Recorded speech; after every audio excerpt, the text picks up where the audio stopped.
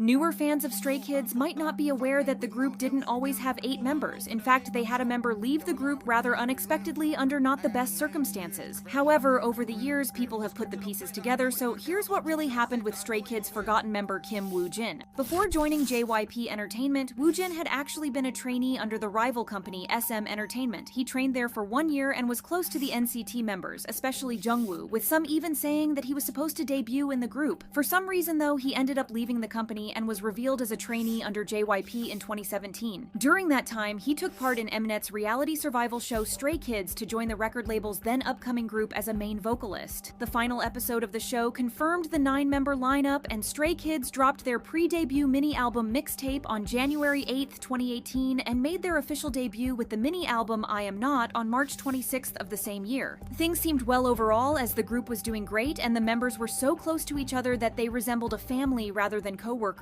However, that wouldn't last long as something awful happened. At the end of October 2019, JYP Entertainment suddenly announced that Woojin would be leaving the group due to personal reasons. To add more salt to the wound, they also said that his exclusive contract with the company had been cancelled and that the release of Stray Kids' next mini-album had been pushed to a later date. To say that everyone was shocked would be an understatement, especially since things had been fairly normal before this announcement. The group had their comeback with Double Knot on October 9th and announced their next plans, but only a few weeks later, the members went radio silent on social media. There were no posts or live streams, and even though fans assumed that they were busy with the release of the album, the whole thing was very strange. So, for the company to suddenly announce that one of the members was leaving left fans with more questions than answers, especially considering how close the members were to each other. Because of this, a lot of people assumed that something big had gone on behind the scenes for Woojin to leave without a proper explanation and even terminate his contract with the company. While it was said that he might have left because of his mental health, fans pointed out that the company might have let him sit out schedules instead of just making him leave. Most people even drew comparisons between him and Day6's Junhyuk, who had left because he had dated a fan, saying that the wording of the statements had been pretty similar. So what really happened? Nobody knew exactly at the time, which is why Woojin was met with a lot of support from fans after he left. The hashtag #ThankYouWoojin trended at #1 on Twitter, and people also mass voted to get him a billboard. Woojin then opened his personal Instagram account in January 2020, which gave fans hope that he would return to the music scene. However, instead of a comeback,